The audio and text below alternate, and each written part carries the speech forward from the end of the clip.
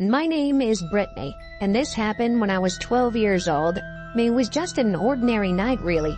My parents had just told me it was time to go to bed, so I went and brushed my teeth, washed up, and got all ready to go to sleep. I had a pretty great room at that time. I had fully decorated it with strawberry shortcake themes, including this big canopy bed. I told my parents I was ready, turned off the light, covered up, and grabbed onto my favorite stuffed animal. Then I went right to sleep. Something, though, woke me up in the middle of the night. I had one of those old-style alarm clocks that had a regular face and bells on the top. Therefore, it was not digital. I couldn't make out the time in the darkness, and therefore I had no idea how long I'd actually been asleep. The meager light coming in through the window did nothing to help me out, but it did let me see that there seemed to be a man standing in my room. As my eyes adjusted to the darkness, I could see he was huge, and I didn't recognize him at all. He was dressed all in black, but he wasn't bothering to wear a mask. I could see his gray hair and mutton chops, and that he was holding a large knife. I made to scream, but before I had a chance to, the man grabbed me and held his hand tightly over my mouth. He flipped me over onto my stomach. I felt the tip of the knife as it first touched my neck. Then it pressed tightly down. It hurt bad. I whimpered. I felt tears running down my face. I was sure at this point that I was going to die tonight. I had no idea if he was going to do anything to me beforehand, but honestly I wasn't thinking about that. Everything flashed through my head that I wanted to do in life. And in that moment I knew I wouldn't be able to do any of it anymore. As I lay there, the man pressing down hard on my back with his other hand. He pushed the knife even further against my neck. He wasn't trying to feel me up or anything. He was just pressing down on my back and keeping the knife pressed against my throat. All of a sudden I heard a loud bang. The knife fell off my neck and the pressure of the hand holding me subsided. I wasn't sure entirely what was going on. Someone grabbed me and pulled me out of the bed. It was my mom, and she was telling me to come with her and everything would be fine. My mom took me down to the living room and out the front door. In moments, the police had arrived and rushed into the house. I was still terrified, wondering where my dad was and what was going on now. Well, my dad was in my room. Apparently, the intruder had broken through the back kitchen door. My mom had gotten up and seen that someone had broken in.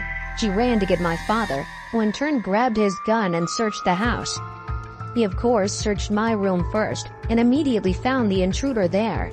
The bang was my dad shooting the bastard who had the knife against my neck. The man didn't die. I can't say I'm too happy about that, honestly. He was obviously willing to kill me, so I've always wished that gunshot would have killed him. I've never wished death on anyone else. I don't even support the death penalty, but I really wish that after what that man was willing to do to me, that gunshot would have ended his life. He did go to jail, though, for a very long time. The jail sentence didn't really help me at all, though. It didn't stop me from having nightmares nightly for years afterward. It didn't make it easier for me to trust people. I don't know. It didn't make it easier for me to be alone. It didn't pay for the therapy I've had for the past 35 years.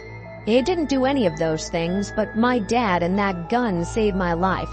And I appreciate both of those things more than I can ever tell you.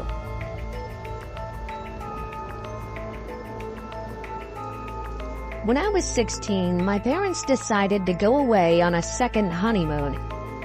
I guess they hadn't done it any sooner because they didn't feel like they could leave me home alone in the house.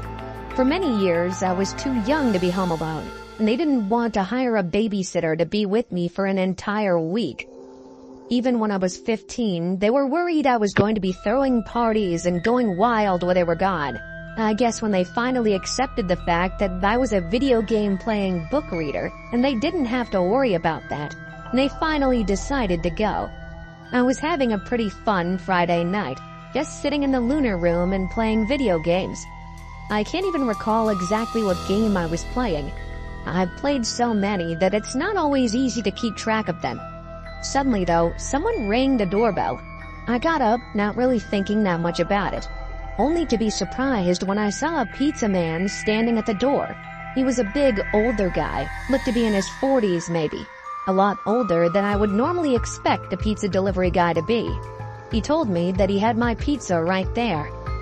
I'm sorry, I didn't order a pizza, I told him. I was very confused. I knew that people had a habit of ordering pizzas and sending them to other people's homes as a sort of prank. Since just about everyone pays with credit cards nowadays, though, I really didn't think it was a prank I would ever get to experience. Oh, well, that's strange, the guy said to me. Well, they paid for it already and it's supposed to be delivered to this address, so guess you get a free pizza. Lucky you. Well, of course, I wasn't going to turn down a free pizza. I went ahead and grabbed it. I thanked the guy and he went on his way. The following evening, I was once again playing video games when I heard the doorbell ring once more. I went over to see who it was and was surprised to see the exact same pizza delivery guy as the night before. He had another large pizza with him. Sir, I didn't order it this time either, I informed him. He kinda shrugged his shoulders. Are you sure your parents didn't order it or something? He asked me. I told him no, my parents weren't at home. Something which was obviously stupid to tell him in retrospect.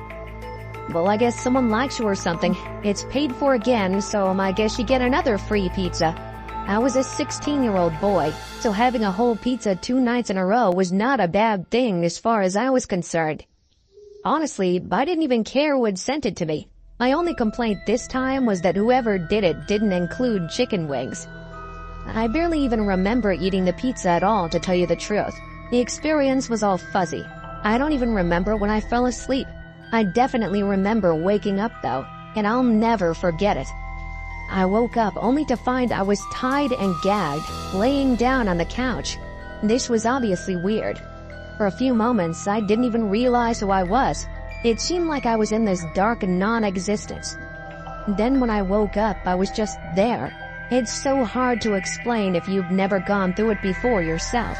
It took me a few moments to get my bearings and to figure out what was going on. The house had been ransacked, things were broken, and I would later find that many things were missing as well. The worst part, though, was that there were 2 guys skulking about the house. One of them was the pizza guy from earlier. It suddenly occurred to me that he must have drugged me and broken into the house while I was out. I tried my best to remember their features, on the off chance that if I got out of this, I could tell the police.